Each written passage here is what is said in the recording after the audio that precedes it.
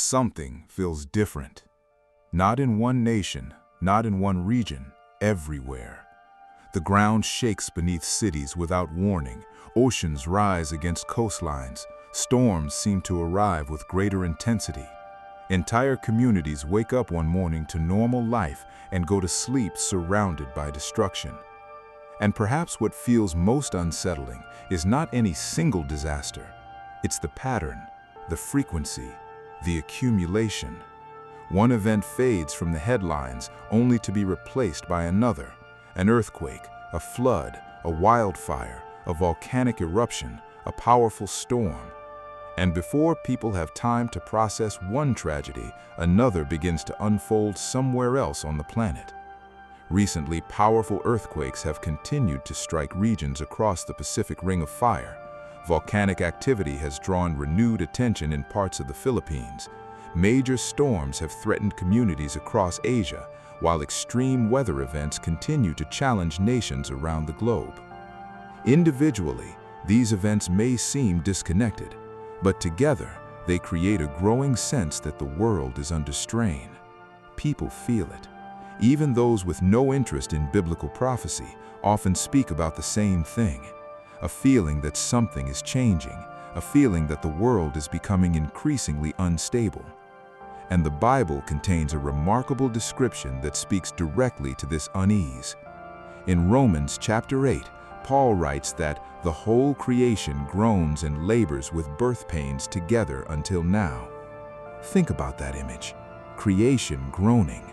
Not merely humanity, creation itself. The mountains, the seas, the skies, the earth. It is one of the most profound prophetic pictures in Scripture, because groaning is not the sound of something functioning perfectly. It is the sound of strain, the sound of longing, the sound of something waiting for restoration. And perhaps that is where many people make a critical mistake. When disasters occur, we often focus only on physical destruction. But what if these events are also reminders? Reminders that the world we inhabit is not the world God originally intended. A world fractured by sin, a creation awaiting redemption. And if creation itself is groaning, what exactly is it trying to tell us? That question becomes even more unsettling when we examine the warnings Jesus himself gave about the days preceding his return. Jesus did not describe the end times as a single catastrophic moment. He described a progression, a series of signals, a convergence of conditions. When the disciples asked him about the sign of his coming and the end of the age, his response in Matthew 24 was both sobering and fascinating. He spoke of wars and rumors of wars, famines, pestilences, earthquakes in various places. Then he added a phrase that often gets overlooked. All these are the beginning of sorrows. The original imagery points toward birth pains, not random suffering, not meaningless chaos, birth pains. Anyone familiar with birth child understands the pattern. The contractions begin. They are uncomfortable. Then they become more frequent, more intense, closer together. The pain increases because something is approaching, something significant, something unavoidable. That imagery should capture our attention, because Jesus was not merely predicting isolated events. He was describing a world entering a season of increasing pressure. And when we look around today, many people sense exactly that. It is not simply that disasters exist. Disasters have always existed. It is the growing feeling that instability is becoming normal. The unexpected is becoming expected. The earth seems less predictable, the climate more volatile, the nations more anxious. Luke 21 describes distress of nations with perplexity. Perplexity, confusion, leaders struggling to find answers, societies trying to understand forces larger than themselves.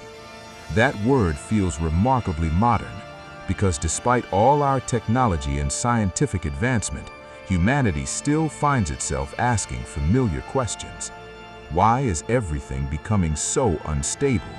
Why does it feel as though the ground beneath civilization is shifting, The Bible does not encourage fear, but it does encourage awareness, because these signs were never intended to produce panic. They were intended to awaken people, to remind them that history is moving towards a destination. And that realization becomes even more profound when we consider what the prophets saw centuries before our time. Isaiah painted a picture that feels startlingly relevant. The earth mourns and fades away. Think about those words. The earth mourning, not celebrating, not flourishing, mourning. Throughout Scripture, the condition of creation is often connected to the spiritual condition of humanity. When humanity rebels against God, the effects extend beyond individuals. They ripple outward, into families, into societies, into nations, and ultimately into creation itself. This theme appears repeatedly. In Genesis, the ground was cursed because of sin. In Hosea, the land mourned because of human wickedness.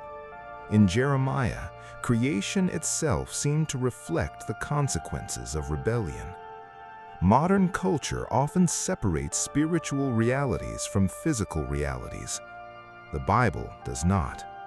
Scripture presents a universe where everything is interconnected under God's authority. Human behavior matters. Moral choices matter. Spiritual conditions matter.